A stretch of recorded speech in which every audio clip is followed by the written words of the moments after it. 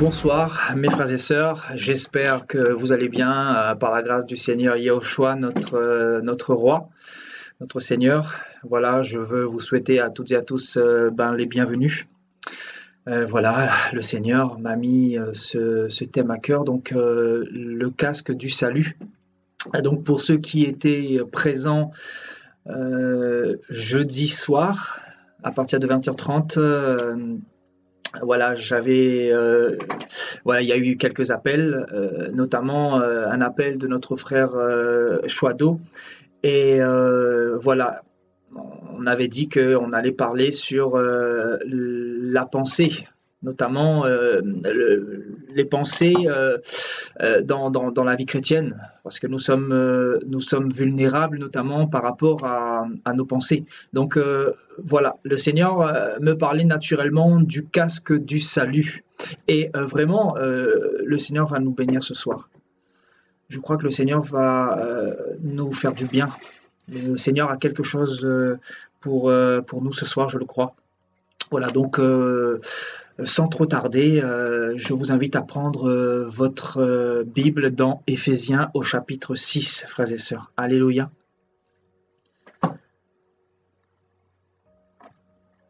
Éphésiens au chapitre 6.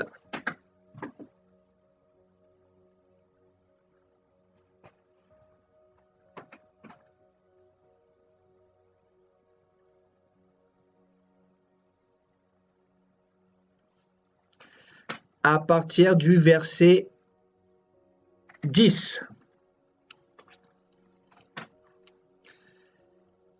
Au reste, fortifiez-vous dans le Seigneur et par sa force toute puissante, revêtez-vous de toutes les armes de Dieu afin de pouvoir tenir ferme contre les ruses du diable.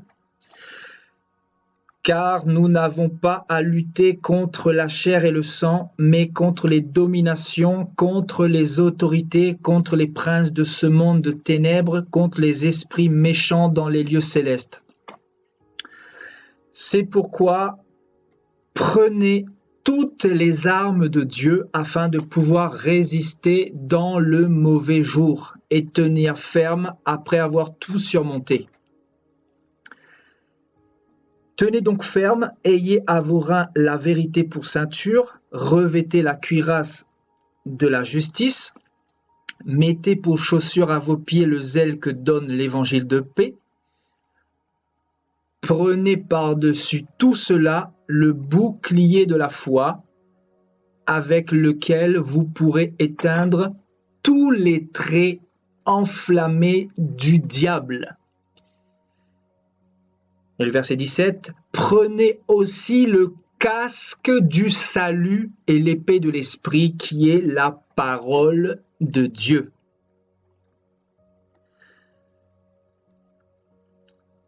Faites en tout temps par l'esprit toutes sortes de prières et de supplications, veillez à cela avec une entière persévérance et priez pour tous les saints.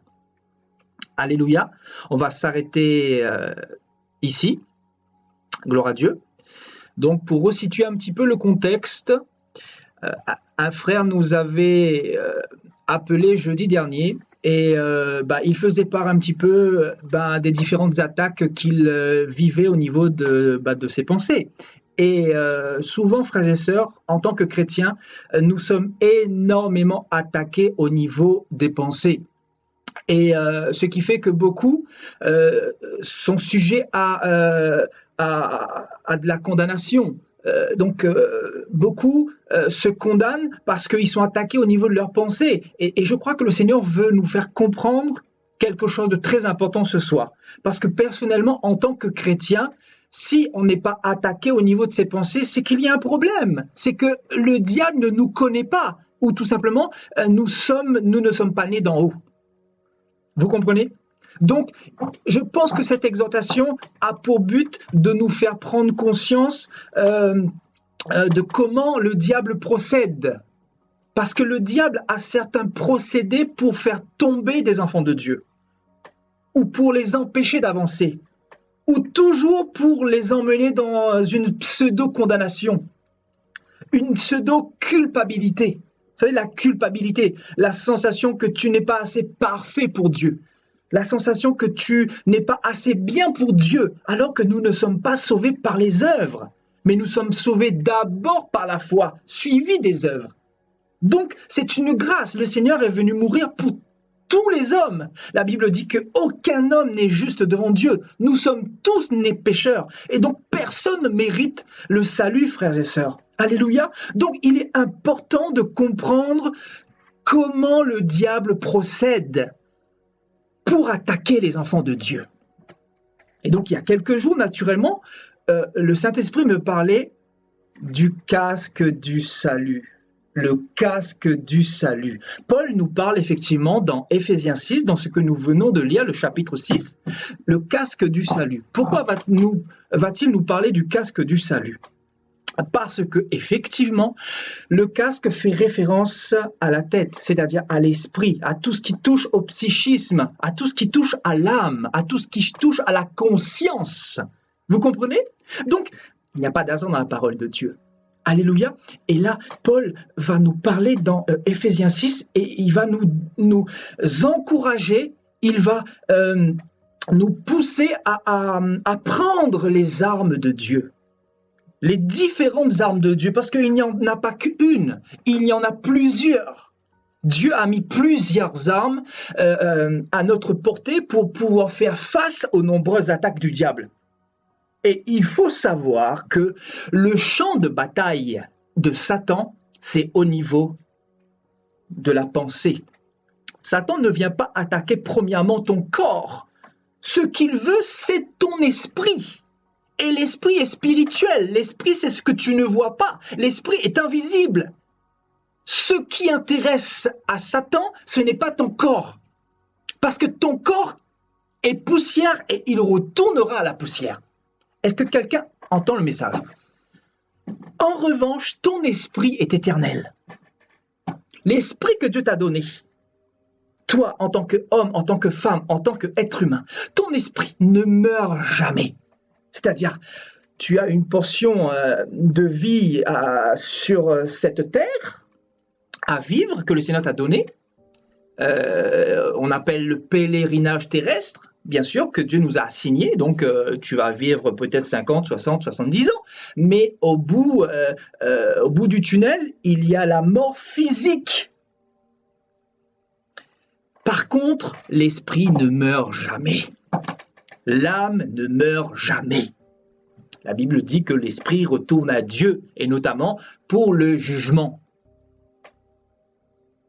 C'est-à-dire, tu iras rendre des comptes de tout ce que tu auras fait sur la terre. Parce que Dieu t'a donné la connaissance du bien et du mal. Dieu t'a donné le libre arbitre, n'étant pas un dictateur. Donc le diable, lui, ne va pas attaquer premièrement ta chair. Il va chercher à attaquer tes pensées. Et Paul, ici, dans Éphésiens 6, s'adresse à qui, frères et sœurs? Il s'adresse aux disciples, il s'adresse aux chrétiens, comme vous et moi. Il s'adresse à ceux qui croient en Yahushua, c'est-à-dire en Jésus-Christ, le Dieu d'Israël. Il s'adresse à ses disciples, les disciples de Yahushua. Il ne s'adresse pas aux religieux, il ne s'adresse pas ici aux païens.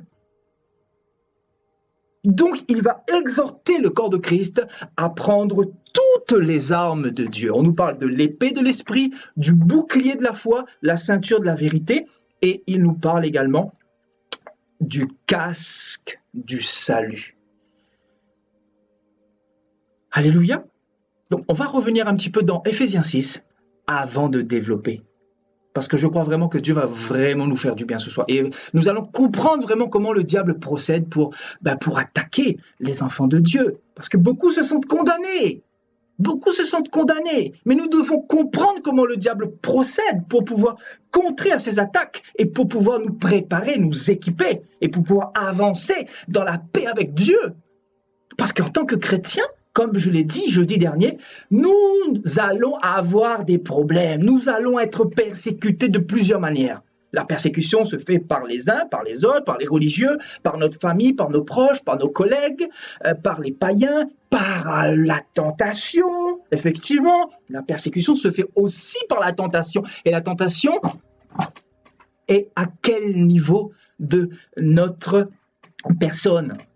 La tentation se trouve au niveau des pensées. Le Seigneur dira quoi dans Marc au chapitre 7? C'est du cœur de l'homme que viennent les meurtres, les adultères, la masturbation, la convoitise, l'orgueil de la vie, la débauche, le vol, le viol, et toutes ces choses, et tous les péchés que nous pouvons retrouver. Ça vient du cœur. Et je vais attirer votre attention sur le fait que le cœur est lié à l'âme et l'âme est liée à la pensée. Alléluia. Il est important de comprendre pour ne pas mélanger en fait. Donc,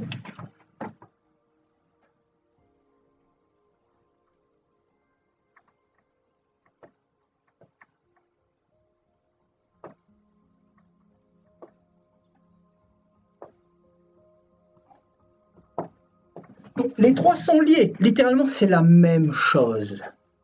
C'est la même chose. Le cœur nous ramène à l'âme et l'âme nous ramène à l'esprit. Voyez, c'est ce que représente l'homme ou l'être humain. Un être humain sans âme, sans esprit ou sans cœur est un robot. Parce que nous savons que l'être humain est composé du corps, de l'âme et de l'esprit. Donc l'âme et l'esprit sont liés. Vous voyez, c'est la partie invisible. On ne peut pas, dans l'âme se trouvent les sentiments. Quand vous avez peur, la peur vient de l'âme. L'âme est liée au cœur. Et le cœur fait partie de l'esprit. Ensuite, toutes ces choses-là cohabitent dans le corps humain. Vous voyez? C'est-à-dire, en fait, ces trois aspects-là sont dans la partie cachée de l'homme, qu'on ne peut pas voir. Nous, les êtres humains, nous ne pouvons pas voir à travers les hommes. Par contre, Dieu, lui, il pénètre les cœurs, parce qu'il a les yeux qui voient toutes choses. Rien ne lui est caché, dit la parole. Alléluia. Donc, voyez, le diable s'attaque à ces choses-là. C'est le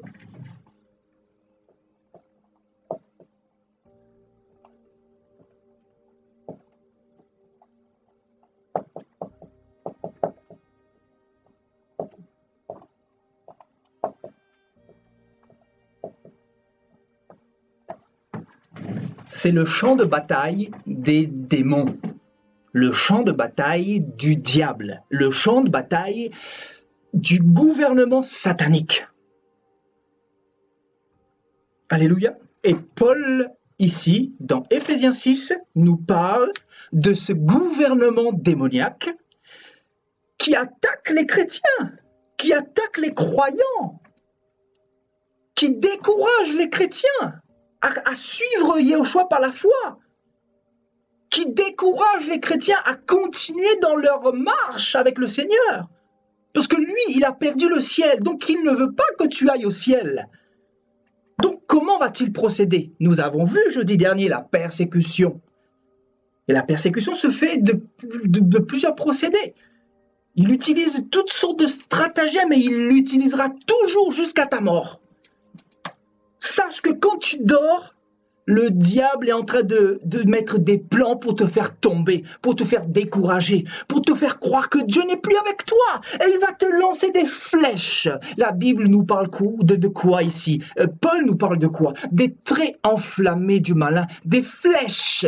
Et les flèches sont spirituelles, tu ne les vois pas. Et les flèches ont pour but de pénétrer tes pensées, non pas ta chair, non pas ton corps, mais tes pensées, ton cœur. Et le Seigneur, c'est pour ça qu'il dira que c'est dans le cœur de l'homme que se trouvent les meurtres, les adultères, le manque de pardon, la haine, la méchanceté. Sachez que quand un homme haït un autre être humain, c'est qu'au préalable, il a reçu une flèche de la part du diable. C'est qu'au préalable, il a reçu une attaque. Et il n'a tout simplement pas le casque de l'esprit, le casque du salut. Parce que le casque du salut a pour but de te protéger contre ces flèches-là. C'est-à-dire, tu seras quand même attaqué, mais l'attaque ne pourra pas te tuer spirituellement. Alléluia. C'est comme quelqu'un qui conduit un deux roues, qui conduit une grosse cylindrée. Allez, admettons un 600 cm3, une grosse moto. En France, nous savons qu'il y a une loi qui dit que chaque motard doit porter un casque. Vous voyez, dans le monde physique, les motards doivent porter un casque. Dans le monde spirituel, c'est la même chose. Il y a des personnes qui marchent dans ce monde, mais qui n'ont pas de casque, qui sont vulnérables, qui n'ont pas de protection. Qui dit casque dit protection. Donc, si il vous arrive un accident dans le monde physique, si vous avez un casque, les blessures seront moindres. Vous aurez plus de chances de vous en sortir que si vous étiez sans casque. Est-ce que quelqu'un entend le message? Si vous n'avez pas de casque, vous avez plus de chances d'y rester, c'est-à-dire de laisser votre vie, d'y laisser votre peau, de mourir littéralement. Mais si vous avez un casque, vous avez énormément de chances, plus de chances de survivre à cet accident-là. Parce que la tête sera protégée. La tête symbolise aussi l'endroit qui dirige le corps. Vous voyez ? Ici, on retrouve aussi, quand je dis le cœur, l'âme, l'esprit, on retrouve aussi la tête, le psychisme. C'est toutes ces choses qui englobent l'être humain en lui-même. Vous voyez ? Donc, le psychisme, quelqu'un qui perd sa tête, c'est quelqu'un qui est devenu fou, c'est quelqu'un qui perd la raison. Vous comprenez? C'est pour cela que, en tant que motard, tu dois porter un casque. Et pourquoi le casque ne se porte pas au niveau du genou? Parce que le genou peut se casser, c'est pas un problème, ça ne peut pas affecter littéralement ta vie. Par contre, si ta tête se fracture, si tu as un traumatisme crânien, ça va affecter ton futur, ça va affecter toute ta vie. Donc c'est pour cela que tu as besoin d'avoir un casque pour te protéger dans le monde physique en tant que motard. Donc la loi nous enseigne, la nature nous enseigne. La loi des hommes de ce monde nous enseigne. Avec le Seigneur, c'est la même chose. Nous devons d'avoir ce casque, de porter ce casque. Si Dieu vous ouvre les yeux, vous verrez des personnes dans ce monde qui sont sans casque. Vous verrez des personnes aller à l'église tous les dimanches, mais qui n'ont pas de casque. Pourquoi n'ont-ils pas de casque? Parce qu'ils continuent à pécher, ils continuent à se masturber, ils continuent à convoiter, ils continuent à pécher volontairement. Parce que quelqu'un qui pêche volontairement, c'est quelqu'un qui n'a pas de casque. Le casque du salut. Avant d'aller plus loin, j'aimerais encore décortiquer. Allons un petit peu dans Éphésiens 6. Et nous allons vraiment comprendre ce que représente le casque. Et c'est pas parce que quelqu'un a un casque qu'il ne sera pas attaqué. Quelqu'un qui a un casque spirituel, le casque de l'esprit, il peut lui arriver des accidents en cours de route. L'avantage pour lui, c'est que s'il reçoit des attaques, s'il lui arrive un accident, il se relève. Parce que ce casque-là le protège de toutes les agressions, de tous les éléments extérieurs. Alléluia. Donc, dans Éphésiens 6, frères et sœurs, allons dans Éphésiens 6, dans le chapitre que nous venons de lire, Paul dit ici, fortifiez-vous dans le Seigneur et par sa force toute puissante, revêtez-vous de toutes les armes de Dieu. Voyez, pour pouvoir tenir ferme contre les ruses du diable. Il s'adresse aux chrétiens ici, frères et sœurs, pour tenir ferme contre les ruses, contre les pièges, contre les attaques du diable.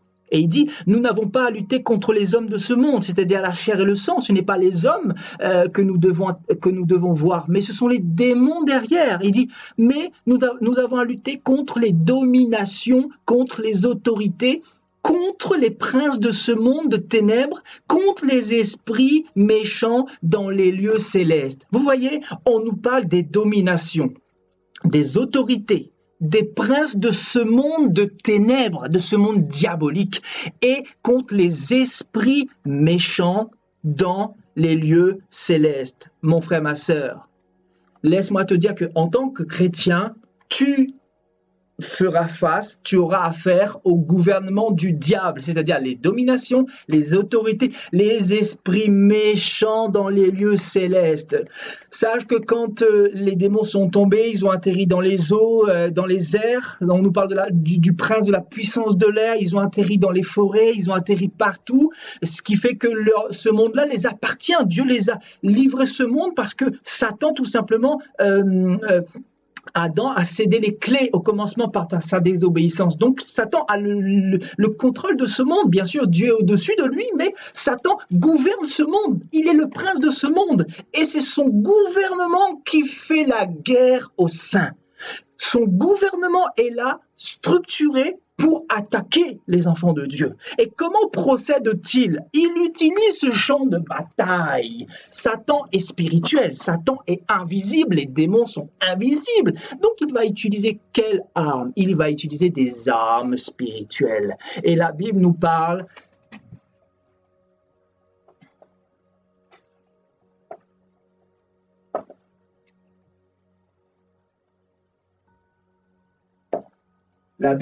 des traits enflammés du malin, c'est-à-dire des flèches, des flèches. Donc effectivement, le frère, ce qu'il nous disait jeudi dernier, qu'il ressentait les attaques dans les pensées, effectivement, moi aussi je ressens ces attaques-là. Quel chrétien pourrait nier, dire qu'il ne ressent aucune attaque, c'est qu'il y a un problème quelque part? Il y a un problème quelque part. Parce que Paul lui-même, il nous recommande de prendre le casque du salut. Parce que le champ de bataille du diable, c'est les pensées. C'est au niveau du cœur. Satan va utiliser quel procédé? Il va emmener quelqu'un pour te calomnier, pour dire que tu es dans une secte, pour te maudire, pour te haïr, pour te persécuter, afin que toi, tu ne pardonnes pas. Ce qui fait que quand tu ne pardonnes pas, ou tu rends le mal pour le mal, la flèche a pénétré tes pensées. Comprends-tu comment il procède? C'est pour ça que le Seigneur que nous suivons, il nous a donné toutes les recommandations. Bénissez vos ennemis, priez pour ceux qui vous persécutent, parce que nous n'avons pas affaire aux hommes, mais aux démons derrière. Les hommes sont animés par l'esprit de l'Antichrist qui agit dans les fils de la rébellion. Ils agissent dans les fils de la rébellion, c'est-à-dire les démons, le gouvernement satanique. Ils poussent les hommes à te persécuter. Ils poussent les hommes à t'attaquer. Ils poussent les hommes à te calomnier. Donc quand quelqu'un te calomnie, dis-toi qu'il y a un esprit derrière. Qu'il y a un démon derrière, qui est là pour essayer de te déstabiliser. Mais toi qui es régénéré, tu dois comprendre cela pour ne pas être attristé. Et Paul avait compris cela. Le Seigneur lui dira, quand tu es faible, c'est là que tu es fort, parce que ma puissance s'accomplit dans ta faiblesse. Donc quand tu es persécuté en tant que chrétien, c'est une grâce. C'est un privilège, c'est un cadeau. Du moment où tu as compris la machination qu'il y a derrière. La Bible dit que l'homme spirituel juge de tout, il comprend ce qui se passe. C'est pour ça qu'il ne va pas attaquer par la chair, parce qu'il n'a pas à combattre avec des armes physiques, avec une épée physique, mais l'épée est spirituelle. On nous parle de l'épée de la parole de Dieu. On nous parle du casque du salut. Le casque du salut a quel but, à quelle fonction dans la vie d'un chrétien? Le casque du salut a une fonction de protection, une fonction pour nous protéger des flèches, pour ne pas que ces flèches nous percent littéralement, parce que un être humain sans casque est vulnérable. Il est fragile. Regardez les hommes aujourd'hui, comment ils sont devenus des animaux. Ils arrivent même à tuer leurs semblables. Ils reçoivent des flèches. Ils tuent littéralement leurs semblables avec des couteaux, avec des pistolets, avec des mitraillettes, avec la langue. Vous voyez, parce qu'ils n'ont aucune retenue. Parce qu'ils sont animaux. Parce que le serpent, la racine du serpent habite en eux. Parce qu'ils sont fléchés tous les jours. Et quelqu'un qui est fléché ne peut pas faire face au gouvernement démoniaque. Il ne peut pas. Comment voulez-vous combattre le diable par vos propres forces? C'est impossible. Si Dieu ne vous en donne pas les moyens, vous ne pouvez pas vaincre le diable. Et quels moyens Dieu a mis à notre disposition pour pouvoir vaincre l'ennemi? Jésus-Christ lui-même nous a donné cet exemple dans Luc 4. Il a dit, voilà, il est écrit. Comment peux-tu vaincre le diable si tu ne lis pas la Bible, si tu ne sais pas ce qui est écrit? Je parle aux enfants de Dieu, à ceux qui veulent aller au ciel. Comment veux-tu vaincre le diable si tu n'as pas la connaissance précise du Seigneur? La connaissance de la sainte doctrine du Seigneur. Tu ne peux pas. Il est écrit, voilà l'arme ultime que Dieu nous a donnée, l'épée de l'esprit, pour pouvoir combattre le diable, pour pouvoir repousser ses attaques, pour pouvoir dire non à la tentation, pour pouvoir dire non au fait que le diable nous propose des jolies femmes, etc. Vous pensez que les hommes comme les femmes de ce monde, nous ne sommes pas tentés en tant que chrétiens? Des fois, ça nous arrive, à un moment de tentation, on ne comprend pas. On se dit, mais Seigneur, qu'est-ce qui se passe? Que se passe-t-il? Et si on ne craque pas par la grâce du Seigneur, c'est pas parce que nous sommes meilleurs qu'un autre. C'est parce qu'il y a une persévérance, une patience au sein des épreuves. Parce que le Seigneur a dit, il ne permettra pas que nous soyons tentés au-delà de nos forces, au-delà de nos capacités. Il est quand même un Dieu juste. Il connaît nos limites. En effet, s'il permet les attaques, c'est pour nous forger, c'est pour nous perfectionner, c'est pour nous façonner. Dieu ne permet rien par hasard. Des fois, tu ne comprendras pas. Pierre dira, ne vous étonnez pas que vous vous trouviez dans la fournaise de l'épreuve. Dans la fournaise, il va utiliser un terme puissant. La fournaise, le feu de l'épreuve. Ne sois pas étonné que tu sois éprouvé, que tu pleures, que tu puisses penser même dans ton cœur que Dieu n'est plus avec toi. C'est des flèches que le diable t'envoie pour te dire, pour te décourager, pour te dire que Dieu n'est plus avec toi. La flèche du découragement. Je sais que je parle à quelqu'un ce soir. La flèche du découragement. Il y en a beaucoup qui ont reçu des flèches de découragement. Et ils sont abattus, ils sont attristés. Et ils remettent en doute la présence de Dieu dans leur vie. Ça nous est tous arrivé de murmurer dans nos cœurs, de dire Seigneur, est-ce que tu es toujours... Mais il y a une force qui nous permet de continuer. Il y a une force qui est surnaturelle, qui ne permet pas que nous puissions baisser les bras, parce que nous avons reçu quelque chose de la part de Dieu le jour où il nous a visités. Et il a dit, celui qui est en vous est plus fort que celui qui est dans le monde. Celui qui est en vous, il est plus fort que celui qui est dans le monde. Il est plus fort, celui qui est en vous. Il est plus fort. C'est pour ça que la tentation ne peut rien faire contre toi. Ils te feront la guerre, mais ils ne pourront pas te vaincre. Ils te feront la guerre, mais ils ne pourront pas te vaincre. Un enfant, un élu du Seigneur, il sera attaqué, il sera combattu. Oui, il va souffrir, il va pleurer, il va gémir, il va remettre beaucoup de choses en question, mais il ne baissera jamais les bras. Parce que ce qu'il a reçu, le désert par lequel il est passé, les épreuves qu'il a subies, qu'il a vécues, l'école du Seigneur dans laquelle il a été, n'est pas n'importe quelle école. Ce n'est pas l'école ecclésiastique théologique, n'est pas une école qu'on appelle catéchisme, n'est pas une école pastorale selon les hommes, mais c'est une école dans l'épreuve, une école dans l'intimité, dans l'école au pied de la croix, au pied du maître. C'est une école que les hommes ne peuvent pas vous inculquer. Ce sont des enseignements que seul Dieu peut vous communiquer pour vous équiper et pour vous équiper davantage, vous permettre d'avancer, d'évoluer, de comprendre comment le diable travaille également. Alléluia! Parce qu'il y a beaucoup de frères et sœurs qui sont découragés.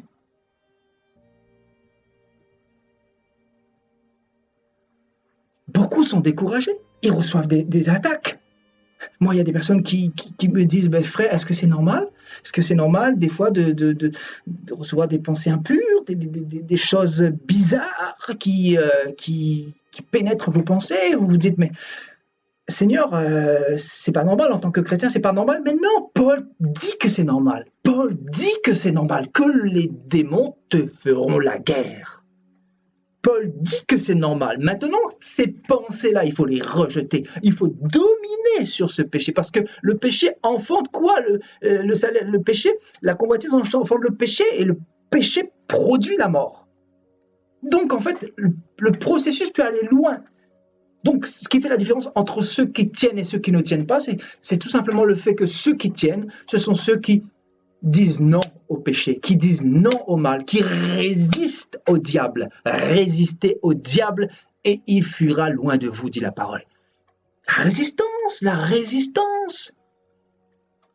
Dieu qui t'a mis ce casque, tu dois garder ce casque quoi qu'il arrive. Ce casque doit te permettre de refuser le mal, de dire non au mal.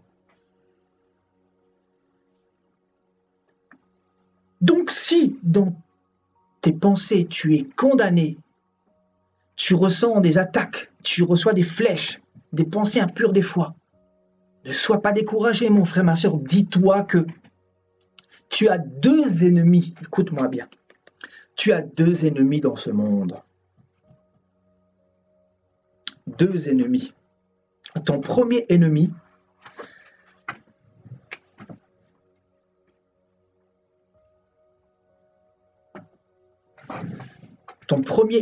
c'est toi-même.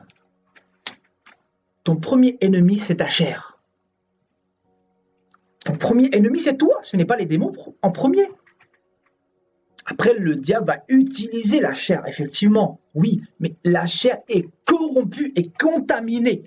Je ne parle pas des autres, mais ta propre chair, qui va combattre ta propre foi. Parce que la Bible dit qu'il y a une guerre entre ta chair et l'Esprit de Dieu qui habite en toi. Donc, le premier combattant de ta foi, c'est ta chair. Et le deuxième combattant, c'est bien évidemment le diable. Parce que la chair aime pécher, la chair aime convoiter, la chair aime envier, la chair aime haïr, la chair aime parler, calomnier, la chair aime cela. Nous sommes nés comme ça. C'est le procédé de la chair. Et Dieu a envoyé son esprit pour que ce côté animal puisse être maîtrisé, contrôlé.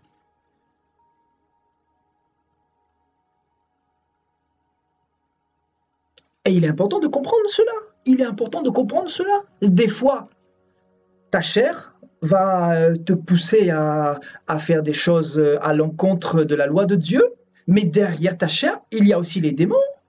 Les démons qui remettent une couche derrière, vas-y, tu peux pécher, c'est pas grave. Dieu, tu as le temps, Dieu est un Dieu d'amour, il te pardonne, il te pardonnera encore. C'est comme ça qu'il procède, frères et sœurs. C'est comme ça qu'il procède.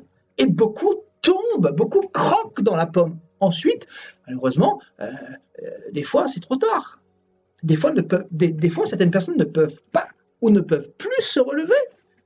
Parce qu'il y a une telle puissance de culpabilité. Je ne sais pas, dans votre vie chrétienne, si vous est déjà arrivé de tomber, d'avoir failli pendant un moment, pendant quelques mois, pendant un an, je ne sais pas, d'avoir péché. Moi, dans ma vie avec le Seigneur, ça m'est arrivé au tout début. J'avais un an de vie chrétienne victorieuse, mais j'étais dans le secret, tellement persécuté, je ne comprenais pas, et je suis arrivé dans une phase où je suis un peu retourné dans le monde, et je peux vous assurer que le Seigneur, quelques mois après, il a utilisé un musulman pour me ramener. Un musulman qui me recherchait un studio à l'époque parce que j'étais encore en colocation. Et il est tombé sur une chrétienne maintenant qui a le don de prophétie. Elle a prophétisé sur moi. Et elle me dit, le Seigneur te dit, fais très attention, les démons sont en train, les sorciers sont sur toi. Donc si tu ne reviens pas, ça va être terrible bientôt. Donc les brebis du Seigneur entendent la voix de Dieu et ils savent qu'il faut revenir. Mais moi, je savais qu'il fallait revenir. Mais je voulais encore... au final, c'est un engrenage, c'est un cercle vicieux. Donc quand tu es un bébé spirituel, ça arrive à beaucoup de personnes des fois de tomber. Et la Bible dit que le juste, même s'il tombe 7 fois, il se relève. Mais il ne va pas volontairement chuter. Au bout d'un moment, il apprend, il devient un homme. Mais quand tu es un enfant, tu tombes. Mais le but, c'est de ne plus tomber. Le but, c'est de grandir. Le but, c'est de devenir un homme, un vieillard, un gaillard. Le but, c'est de pouvoir faire face aux tentations et de dominer toujours dessus. C'est ça la vie chrétienne. Dieu nous appelle à cette vie chrétienne-là. La vie chrétienne, ce n'est pas de jouer un rôle, d'être dans les apparences, mais c'est de grandir, c'est d'apprendre de ses erreurs. J'ai donné un thème là-dessus il n'y a pas longtemps, j'ai donné un enseignement là-dessus, apprendre de ses erreurs. Est-ce que nous apprenons de nos erreurs?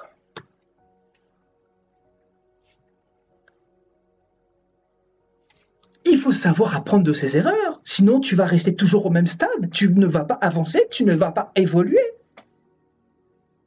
Donc, tu as deux opposants, la chair, premièrement, et le diable. Donc, ta chair, bien évidemment, va te combattre. Dans la chair, il y a les pensées, c'est-à-dire les pensées de la chair. Tu as deux types de pensées. Tu as la pensée de la chair d'un côté, et de l'autre côté, tu as la pensée de l'esprit, c'est-à-dire la pensée régénérée.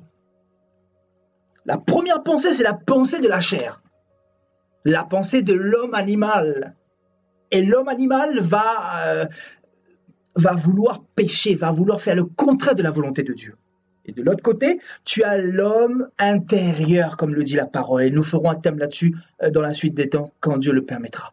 L'homme intérieur, c'est l'homme régénéré. C'est l'homme qui combat selon la foi. C'est l'homme qui marche selon la foi. C'est l'homme qui domine sur la chair, qui domine sur le péché. C'est l'homme, même s'il a des pulsions ou même s'il a des attaques, même s'il a des envies bizarres, il va dominer sur la chair. Parce que la pensée régénératrice dominera sur la pensée de la chair. Vous comprenez? Donc, en tant que chrétien, qu'on ne vous trompe pas, qu'on ne vous dise pas que vous ne serez plus attaqué parce que la chair c'est fini, la chair est morte. Effectivement, la chair est morte, mais on fait mourir cette chair tous les jours parce que cette chair cherche à revenir de plus belle au devant de la scène.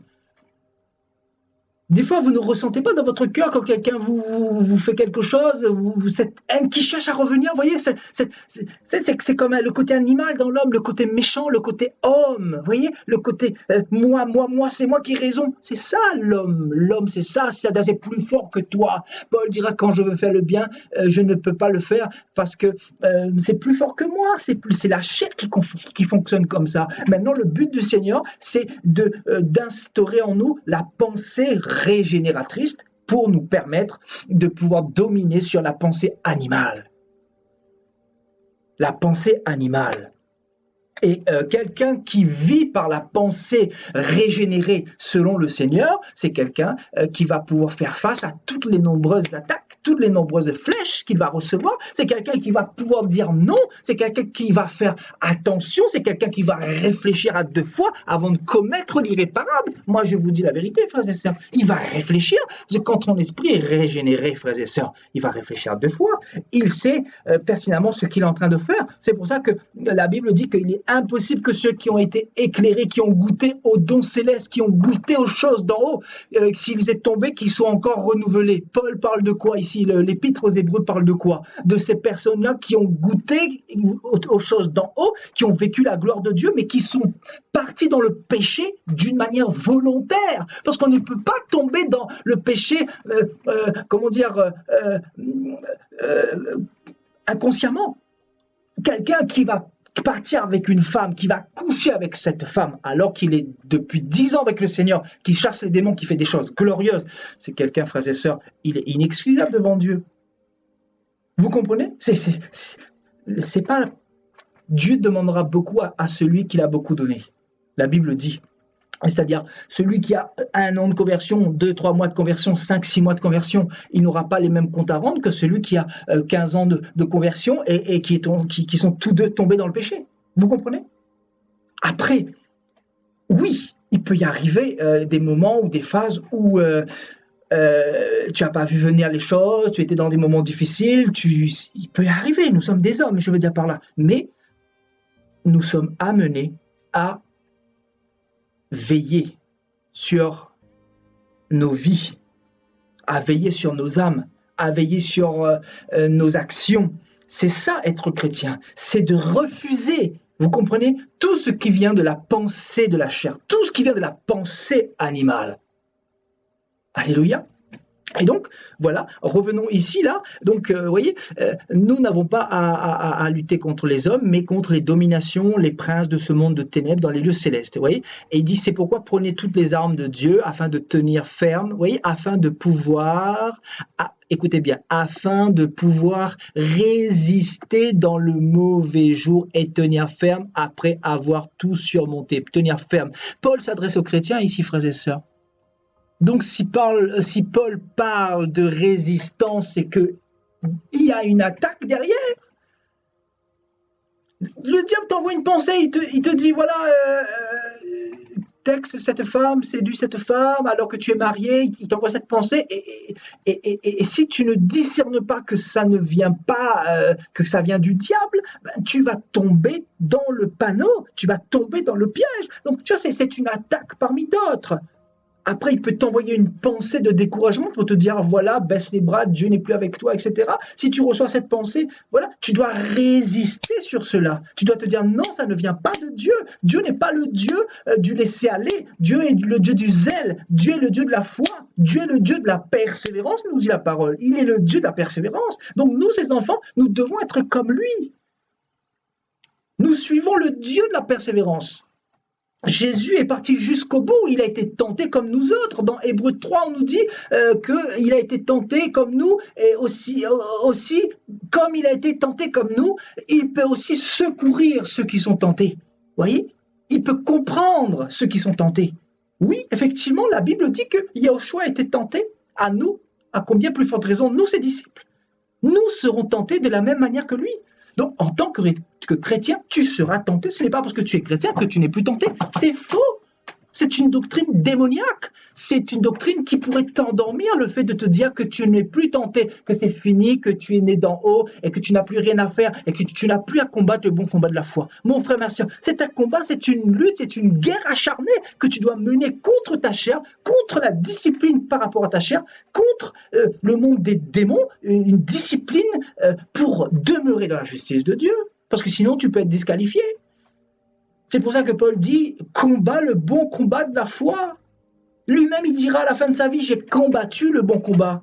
Il a combattu le bon combat de quoi? Le bon combat pour dominer sur le péché. Il parle de ça, frères et sœurs.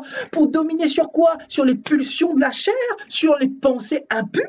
Paul parlait de quoi, frères et sœurs, quand il dit « j'ai combattu le bon combat de la foi. Maintenant, la couronne de justice m'est réservée ». Quand il parle de ça, il parle de quoi? Il parle de son côté animal qui voulait l'empêcher d'aller dans la terre promise.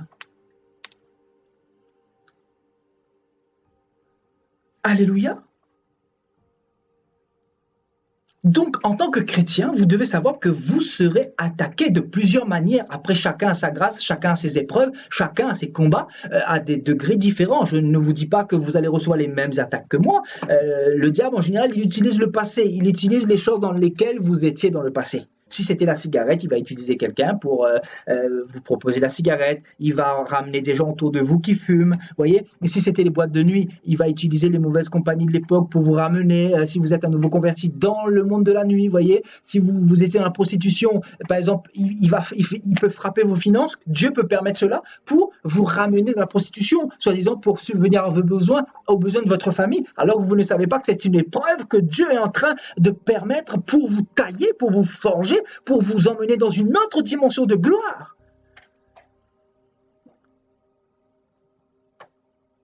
Alléluia.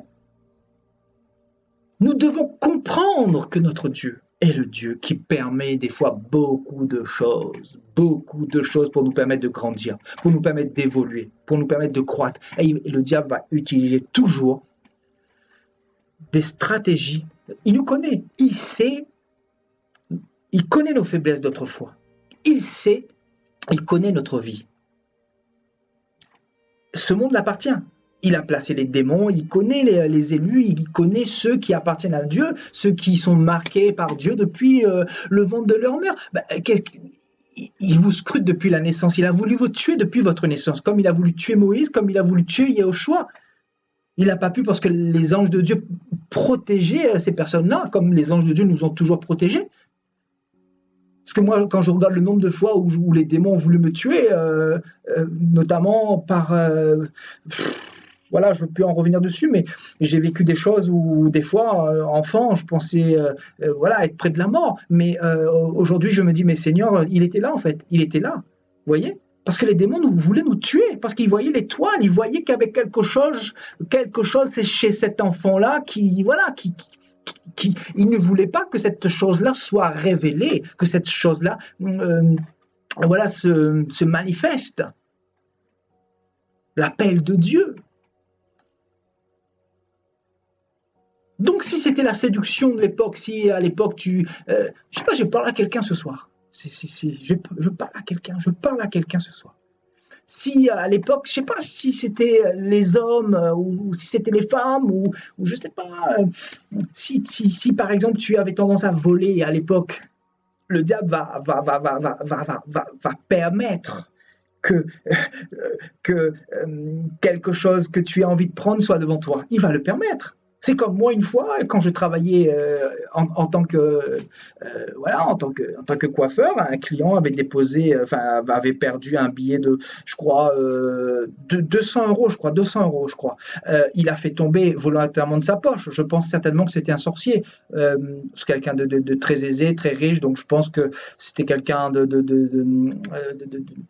comment dire, occulte. Donc, il a fait tomber littéralement un billet de 200 euros et moi, personne n'avait vu. J'ai dit, voilà, monsieur, tenez. Et à la fin, je crois qu'il m'a donné un billet de 20 euros, vous voyez, pour me remercier. Donc, j'aurais pu prendre ce billet-là et le mettre dans ma poche. Mais non, frères et sœurs, quand tu as été régénéré, quand ta pensée a été régénérée par le Seigneur, tu redonnes à autrui ce qui appartient à autrui. Tu ne voles pas parce que tu connais que Dieu te regarde, que Dieu a les yeux sur toi. Voilà l'école de Dieu, frères et sœurs, l'école de Dieu, pour savoir quel sera ton comportement. Comment vas-tu te comporter devant ce billet de 200 euros? Mais en réalité, quand tu es régénéré par la parole de Dieu, tout ce qui est physique, tu t'en fiches, tu t'en contrefiches parce que tu ne vis plus pour l'argent, parce que tu es animé d'autre chose, parce que les œuvres de la chair, c'est quoi? C'est l'amour de l'argent, la cupidité. C'est ça la chair, les pensées de la chair, c'est quoi?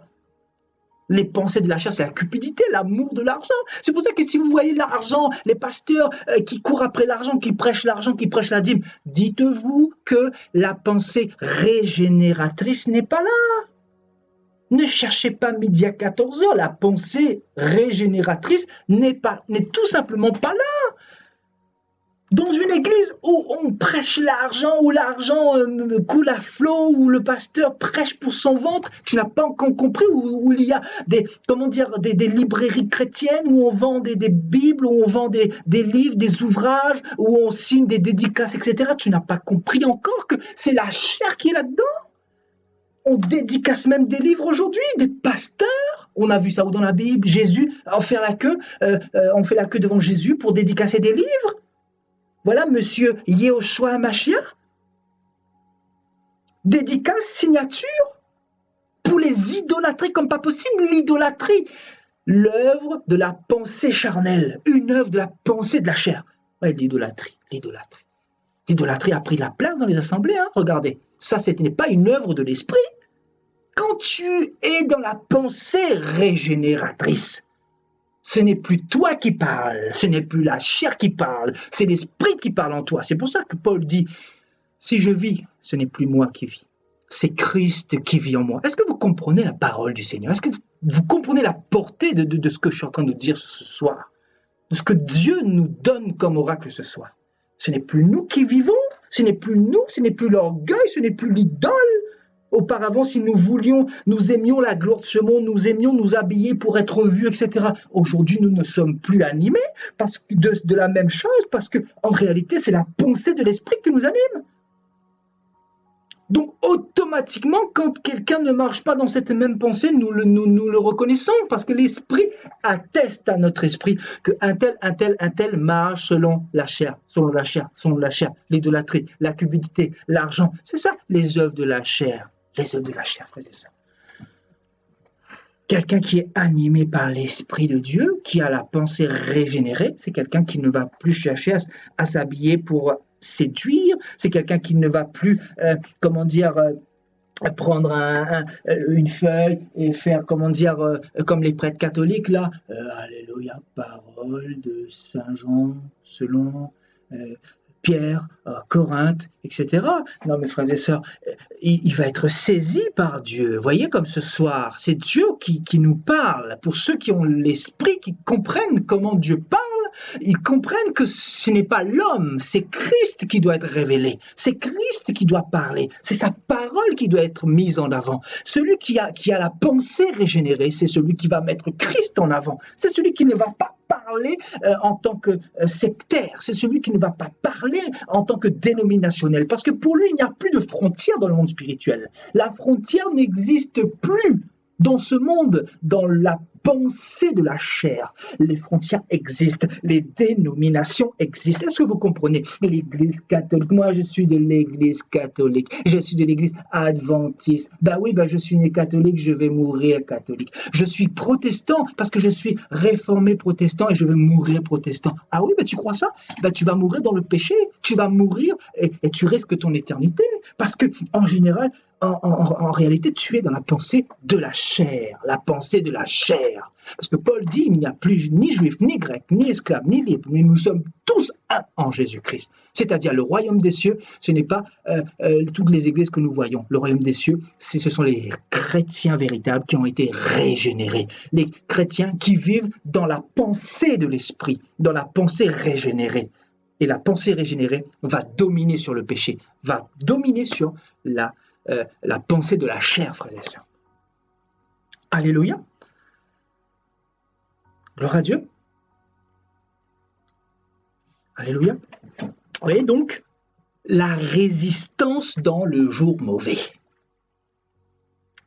Quel chrétien n'a pas connu de jour mauvais? Je me rappelle au début de ma vie chrétienne, je ne parle pas de la première saison à laquelle j'ai fait référence tout à l'heure, mais un peu après j'étais chaud, j'étais bouillant, je ressentais quasiment aucune tentation, j'étais le feu, j'étais dans la parole, j'apprenais beaucoup de choses, je grandissais, j'évoluais, j'étais vraiment connecté, mais vu que j'apprenais, je grandissais, j'avais soif, le Seigneur me remplissait, j'avais pas le temps de penser à autre chose. Mais je peux vous assurer que le diable il va venir à un moment où vous ne vous y attendiez pas. À un moment où vous ne vous attendez pas, littéralement. Il va venir quand vous ne vous attendez pas. À un moment favorable, comme il a fait avec Jésus. La Bible dit que le diable s'éloigna de Christ jusqu'à un moment favorable. Le moment favorable, c'est quoi? C'est quand tu es faible? C'est quand tu as baissé ta garde? C'est quand tu as enlevé ton casque du salut, tu as mis de côté? Ah ben oui, le casque, tu dois marcher avec tout le temps. Et pour marcher avec le casque, tu dois être connecté à Dieu. Tu dois être connecté à sa parole. Tu dois savoir ce que dit sa parole. Sa parole doit être dans ton cœur. Que cette parole ne s'éloigne pas de ton cœur. Médite-le jour et nuit. Médite-la jour et nuit. Ne t'éloigne pas de cette parole. Et cette parole doit être dans quoi? Dans ton cœur. Dans ton âme. Dans ton esprit. Voilà où doit être la parole. Et non pas autour de toi. Non, dans ton cœur. C'est-à-dire, le casque du salut, en réalité, représente aussi la parole de Dieu, Christ lui-même, la protection, voyez, la foi. Et le grec nous parle de quoi? Justement, je voulais vous emmener un petit peu dans le grec pour que vous compreniez un petit peu la pensée de Paul ici, quand il parle du casque du salut que nous devons prendre, frères et sœurs. Regardez. Donc, on nous parle de le casque. Donc, le casque représente aussi la protection de l'âme qui consiste dans l'espérance du salut. Waouh!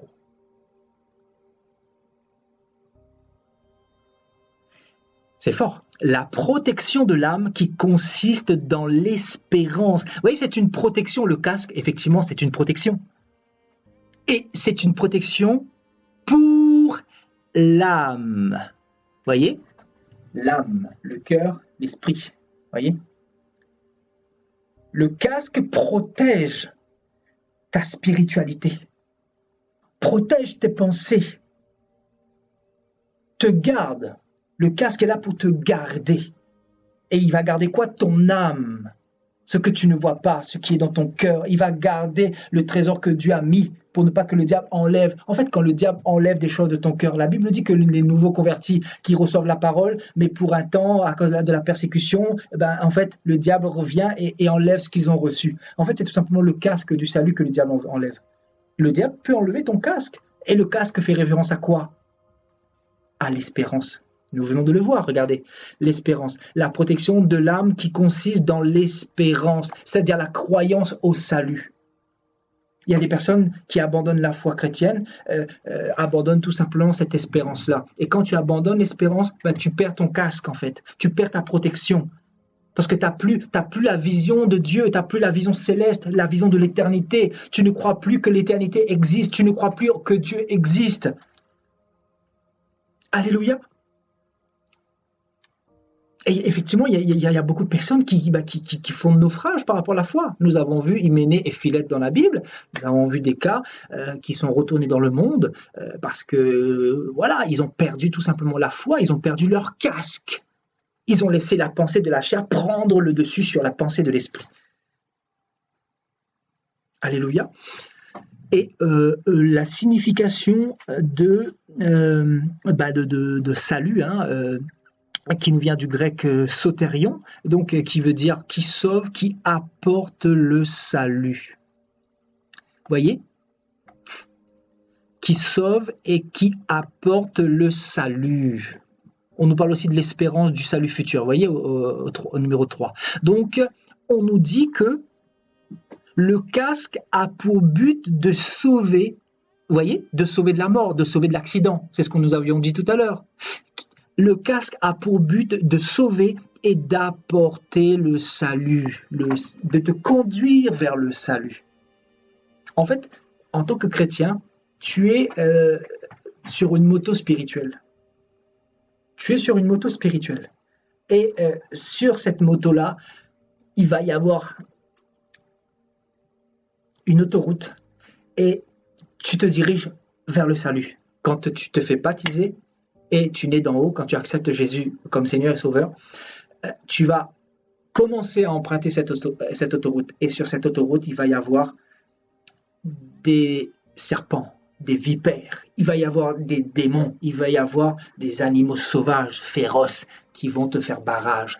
Et il va y avoir des attaques nombreuses, il va y avoir des flèches, il va y avoir des personnes qui voudront ta mort, il y a des personnes qui voudront t'éloigner du chemin de cette autoroute-là, qui voudront te ramener dans un autre chemin, le chemin de la perdition. Et donc, ils vont t'attaquer, ils vont te lancer des flèches, ils vont te lancer des cailloux spirituels.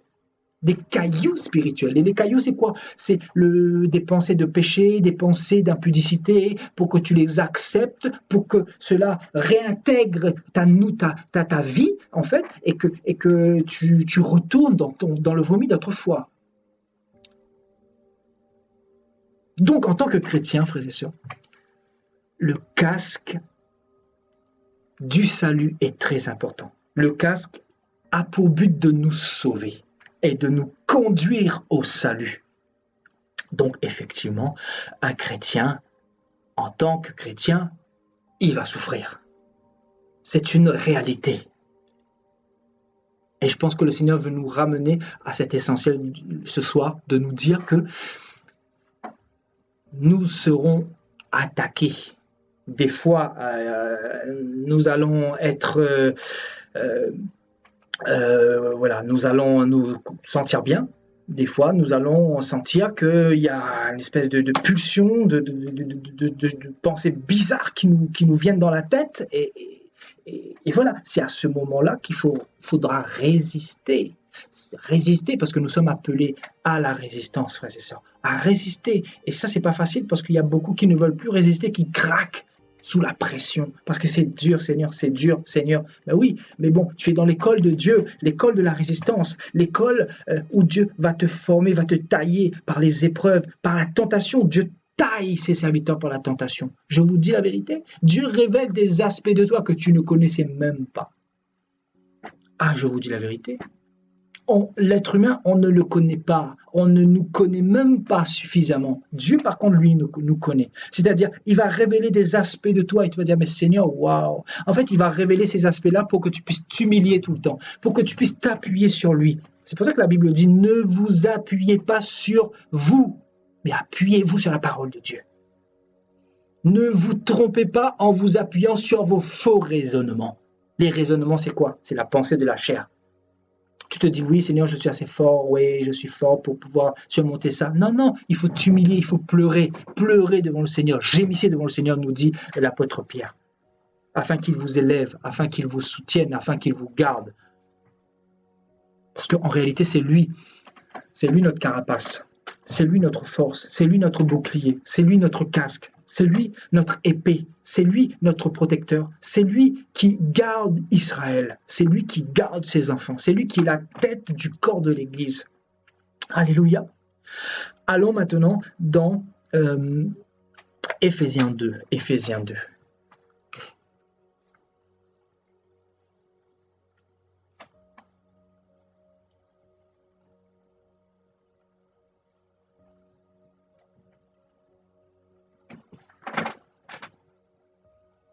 Vous étiez morts, à partir du verset 1, vous étiez morts par vos offenses et par vos péchés, dans lesquels vous marchiez autrefois. Effectivement, quand vous n'aviez pas les pensées régénérées, vous marchiez autrefois dans vos péchés, dans vos offenses. Et selon qui? Selon qui? Selon qui? Selon le train de ce monde, la mouvance de ce monde, selon le diable en fait, selon le prince de la puissance de l'air. Vous voyez, le prince de la puissance de l'air, c'est qui? C'est le diable, Satan. De l'esprit qui agit maintenant, vous voyez, c'est l'esprit qui agit maintenant dans les fils de la rébellion. Vous voyez, il agit comment? Il agit par les pensées. Il agit par les pensées. Vous devez savoir que quelqu'un, avant d'aller tuer une autre personne, c'est que dans sa tête, dans son esprit, il a déjà médité cela. On ne peut pas tuer quelqu'un si, dans la pensée, on n'a pas médité de tuer la personne. Vous comprenez? Tout se passe au niveau de la pensée. Tout se passe au niveau de l'intellect, au niveau de l'âme, au niveau du cœur. Tu ne peux pas te lever pour aller tuer quelqu'un si, dans ta pensée, tu n'as pas médité cela. Et si tu as médité de tuer ton prochain, c'est que tu n'as pas le casque du salut. C'est-à-dire le diable t'a lancé une attaque, un démon guerrier t'a lancé une attaque, et cette attaque, tu l'as associée à ta personne, et ton côté animal s'est réveillé, et tu as commis l'irréparable, comme Caïn, tout simplement. Caïn a commis l'irréparable. Parce que son côté animal a pris le dessus. Il a reçu une attaque et il n'a pas su, il aurait pu, parce que Dieu lui a dit, si tu domines, tu vas pouvoir surmonter cette épreuve ou cette flèche. Mais lui, il n'a pas dominé. Il s'est laissé aller au péché. Parce qu'il n'est pas de Dieu, tout simplement. Ceux qui ne sont pas de Dieu pêchent facilement, sans être offensés dans leur cœur, sans être attristés dans leur cœur. Parce que celui qui pêche, croyez-moi, Dieu les chicote. Dieu les chicote. Vous croyez quoi? Ceux qui pêchent, vous voyez, au-dedans de leur cœur, là, il y a une souffrance. Je vous dis, vaut mieux prendre encore 50 coups de bâton que de ressentir cette souffrance-là. Je ne sais pas à qui c'est arrivé, mais moi, je vous dis, au tout début de ma vie chrétienne, au tout début, quand ça m'est arrivé, j'avais reçu le Saint-Esprit, croyez-moi. Waouh! L'esprit était tellement attristé, j'étais tellement dans un mal-être. J'étais tellement malheureux dans mon cœur. Je savais que j'étais en train de faire quelque chose de mal dans mon cœur, que je m'étais en train de me détourner. L'esprit me disait, attention. Il y avait une alerte, il y avait un warning. Et Dieu m'alertait, me disait, attention, attention, attention, attention. Vous voyez, jusqu'à ce que tu attristes l'esprit et jusqu'à ce que l'esprit s'éteigne. Après, si tu reviens, l'esprit va se réactiver en toi. Tu comprends? Mais autrement, tu t'égares. C'est l'égarement spirituel. Alléluia. Donc, l'esprit qui agit maintenant dans les fils de la rébellion. Et Paul dit quoi? Nous aussi, les disciples de Yahushua, nous aussi, nous étions de leur nombre. Nous étions de leur nombre. Ben oui, les esprits mauvais agissaient en nous. Nous volions, nous mentions, nous offensions notre prochain, nous convoitions volontairement, nous étions dans cette posture de rébellion, d'impudicité, nous donnions notre corps à n'importe qui, voyez. Nous aussi, nous étions de leur nombre. Effectivement, moi j'étais de leur nombre également. Et nous vivions autrefois selon les convoitises de notre chair. Vous voyez, les convoitises de la chair, donc c'est ce que nous avons vu tout à l'heure, accomplissant les volontés de la chair. Vous voyez, accomplissant les volontés de la chair et de nos pensées. Et nous étions par nature des enfants de colère comme les autres. Vous voyez ? Vivre selon les convoitises de la chair, c'est accomplir les volontés de la chair et de nos pensées. Vous voyez ? Donc, l'homme animal qui a la pensée charnelle accomplit la volonté de ses pensées. Il reçoit une pensée dans sa tête qui lui dit « fume, vas-y, prends ». Regardez le monde aujourd'hui. Pratiquement tout le monde fume. Pratiquement tout le monde. Moi, je travaille à Paris. Plein centre. Je vois le péché régulièrement. C'est un truc de dingue. On se dit, mais le niveau de péché, le niveau de péché, parce que les gens sont sans protection, les gens n'ont pas de casque. Quand tu n'as pas de casque, on te dit fume, ton ami te propose la mort. Ben voilà la mort, mon ami. Je t'aime, moi. Oui, tu es mon ami. Prends, tue-toi. Voici la mort. Je te présente la mort. Je te paye un coup, il n'y a pas de problème. Bois un truc, je te propose la mort à petit feu. Tu vas mourir. Peut-être à long terme, mais tu vas mourir quand même. Je te propose le cancer, vas-y. Je te propose le cancer de l'œsophage. Je te propose, tiens, un paquet de cigarettes. Je te donne. Je te propose le cancer des poumons dans 30 ans. Vous voyez ? Accomplissant la volonté de la chair. L'accomplissement de la volonté de la chair. Ce qui fait que nous, en tant qu'enfants de Dieu, qui avons été régénérés, nous n'accomplissons plus la volonté de la chair et de l'esprit. Est-ce que vous comprenez la différence ? Ceux qui ne sont pas avec Dieu accomplissent la volonté de la chair et de l'esprit. Vous voyez, c'est ce que Paul dit ici. Nous étions autrefois de leur nombre, et nous vivions autrefois selon les convoitises de notre chair, accomplissant les volontés de la chair et de nos pensées. Et nous étions par nature des enfants de colère. Mais Dieu qui est riche en miséricorde, à cause du grand amour dont il nous a aimés, nous qui étions morts par nos offenses, nous a rendu la vie avec Christ. Vous voyez, la vie.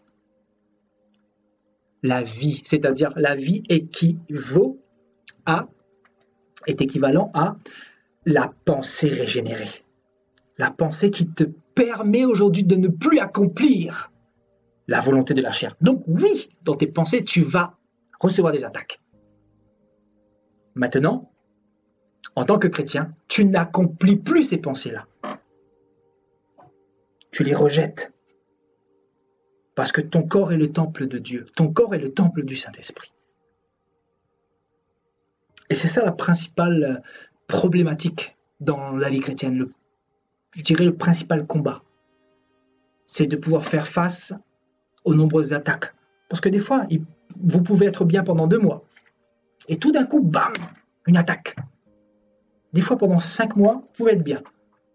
Et quand vous êtes trop bien, le Seigneur dit, oups, je vais le déranger un peu. Je vais permettre qu'un démon, là, attaque un peu, là. Pour voir ta réaction. Pour voir comment tu vas te comporter, mon ami. C'est dingue, hein? Est-ce que je parle à quelqu'un? Pour voir quelle sera ta réaction. Pour te révéler aussi que tu n'es rien du tout, que tu es que de la poussière. Pour te révéler que tu as des faiblesses et que tu as besoin de Yeshua. Pour te dire, c'est une manière indirecte de te dire que tu n'es pas encore arrivé. Et que Dieu veut encore te perfectionner. La perfection, le perfectionnement. C'est ça en fait que Dieu veut établir en nous. Le perfectionnement. C'est pour ça que les combats, c'est pour ça que Dieu permet les tentations. Il y en aura des tentations. Et le jour où vous pourrez faire face aux tentations plus facilement qu'autrefois, c'est que vous avez grandi un tout petit peu. Vous avez grandi, vous avez évolué, vous avez progressé. Parce que l'enfant est amené à grandir. L'enfant n'est pas amené à tomber constamment et à perdurer dans la stagnation. Vous comprenez? Alléluia. Gloire à Dieu. On continue. Alléluia. Voilà, allons dans Éphésiens 4. Voilà, Paul dira dans Éphésiens 4 au verset 17, « Voici donc ce que je dis et ce que je déclare dans le Seigneur, c'est que vous ne devez plus marcher comme les païens qui marchent selon la vanité de leurs pensées. » On nous dit que la pensée de la chair, c'est la pensée des païens. On est d'accord, on en a parlé de ceux qui n'ont pas le Seigneur, d'accord? Et on nous dit que leurs pensées ne sont que vanité. Ce sont des pensées vaines. Ce sont des pensées complètement vaines. Et ces païens-là marchent selon la vanité de leurs pensées. C'est-à-dire leurs pensées ne sont pas régénérées. Une pensée qui est vaine ou des pensées vaines veut tout simplement dire des pensées que l'ennemi envoie et tu reçois ça et tu bois et voilà, tu vis, tu ne te remets pas en question et voilà. Et pour la plupart, malheureusement, ils meurent là-dedans. Ils meurent dans cet état de non-remise en question et malheureusement, frères et sœurs, ce monde est fait ainsi. Les gens ne se remettent plus en question. Les gens sont devenus orgueilleux. Les gens ne sont pas humbles. Les gens pensent être leur propre Dieu. Récemment, j'évangélisais quelqu'un et je lui parlais de Jésus et il me disait, lui, voilà, il est athée, il se revendique athée, littéralement. Prophétise sur lui, c'est-à-dire il prophétise sur son futur, il veut pas de Dieu. T'as beau lui dire qu'il a besoin d'un sauveur, mais il veut pas de Dieu. Donc, il y a beaucoup de facteurs qui rentrent en compte, bien sûr, les blessures du passé, il pense que Dieu n'existe pas, il a reçu beaucoup de choses de la pensée de l'ennemi, de la part de l'ennemi, pardon, donc de par ses pensées, donc il a reçu beaucoup d'attaques, et toutes ces attaques-là ont engendré, bien sûr, un homme complètement brisé, un homme complètement dans la vanité de ses pensées, littéralement, la vanité de ses pensées. Et donc Paul, bien sûr, fait référence à toutes ces personnes-là qui font partie du monde actuel. Alléluia. Et Paul rajoute, Paul dit, ils ont l'intelligence obscurcie. Ils sont étrangers à la vie de Dieu à cause de l'ignorance qui est en eux, à cause de l'endurcissement de leur cœur. Parole du Seigneur, frères et sœurs.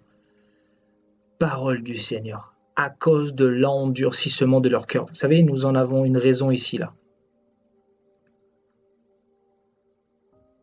À cause de l'endurcissement de leur cœur.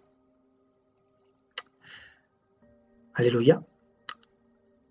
Et plus bas, bien sûr, on nous parle du vieil homme. Bien sûr, on va pas trop développer parce qu'il y a beaucoup de choses à dire encore là-dessus. Je pense qu'on a dit l'essentiel. Vous voyez, on nous parle du vieil homme qui se corrompt par les convoitises trompeuses. Et donc, nous sommes appelés à être renouvelés dans l'esprit de nos pensées, en fait, de notre intelligence. Vous voyez, le renouvellement de ce que je vous parlais tout à l'heure, l'homme intérieur, l'homme nouveau que Dieu a établi en nous. Alléluia. Et Ésaïe 55 nous dit quoi au verset 8?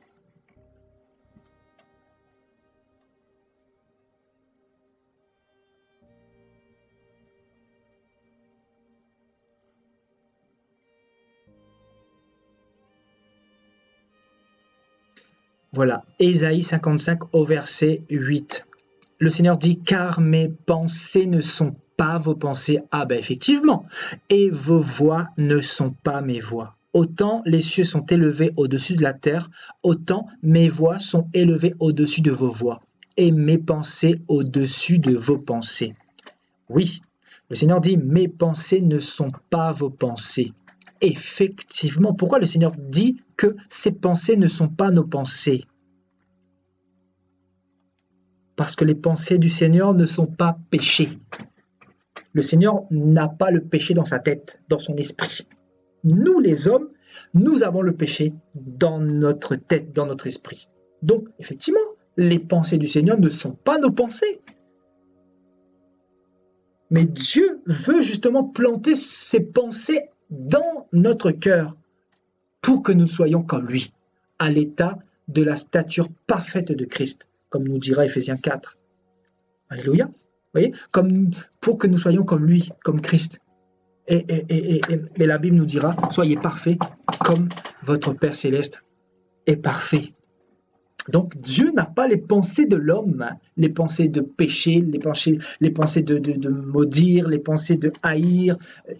Il fonctionne tout autrement que nous. Nous sommes vraiment corrompus. Et vraiment, c'est une grâce que Dieu nous a faite d'avoir l'esprit un tout petit peu régénéré, je dirais, parce qu'on a encore beaucoup de travail avec le Seigneur. Nous avons beaucoup de marche encore avec le Seigneur, frères et sœurs. Alléluia. Allons dans Philippiens 4. Je pense qu'on va terminer là-dessus.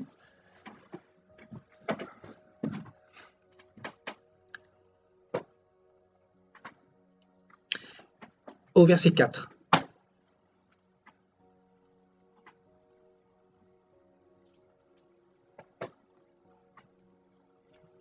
Réjouissez-vous toujours dans le Seigneur, je le répète, réjouissez-vous. Que votre douceur soit connue de tous les hommes, le Seigneur est proche. Ne vous inquiétez de rien, mais en toute chose faites connaître vos besoins à Dieu par des prières, des supplications, avec des actions de grâce. Et la paix de Dieu qui surpasse toute intelligence gardera vos cœurs et vos pensées en Jésus-Christ. Et la paix de Dieu, qui surpasse toute intelligence, gardera vos cœurs et vos pensées en Christ.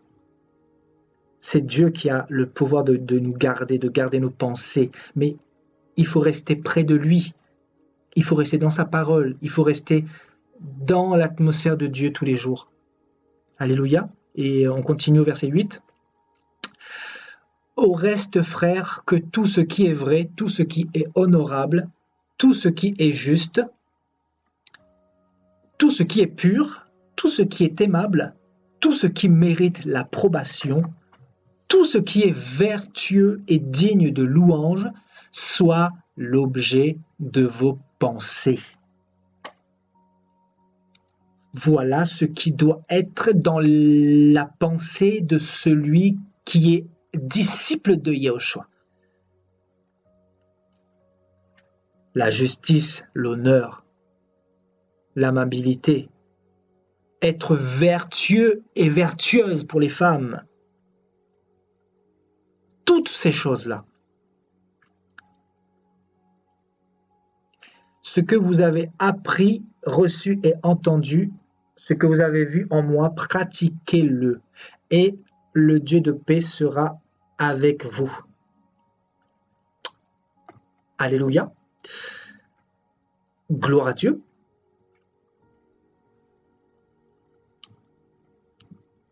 Donc je pense que nous avons dit l'essentiel ce soir par rapport à ce thème que Dieu nous a donné par sa grâce. Vous devez savoir que l'ennemi ne vous laissera jamais, qui sera toujours à côté pour vous surveiller. La Bible dit que le diable rôde comme un lion rugissant, cherchant qui il va dévorer. Il recherche des proies et les proies les proies idéales qu'il cherche sont celles qui ne veillent pas, sont celles qui ne méditent pas la parole, sont celles qui n'ont pas de relation avec Dieu, sont celles qui jouent avec Dieu, sont celles qui sont hypocrites, sont celles qui sont légères dans leurs mœurs. Voyez, voilà, les personnes fragiles et vulnérables, c'est-à-dire les personnes qui enlèvent leur casque du salut, le casque. Quand tu as, je terminerai par ça, quand tu as le casque du salut, tu as l'espérance dans ton cœur. Et l'espérance te pousse à te sanctifier. L'espérance te pousse à persévérer. Dans l'espérance, tu as la persévérance, tu as la foi, tu as la détermination. Dans l'espérance, tu as la discipline. la rigueur. Dans l'espérance, tu as la vision céleste. Dans l'espérance, tu as la vision du futur. Dans l'espérance, tu as les promesses de Dieu. Dans l'espérance, tu as l'école de Dieu également. Dans l'espérance, tu as toutes ces choses-là.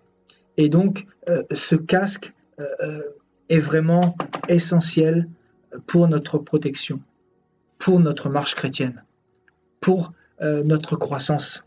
Et vraiment, je pense avoir tout dit ce soir.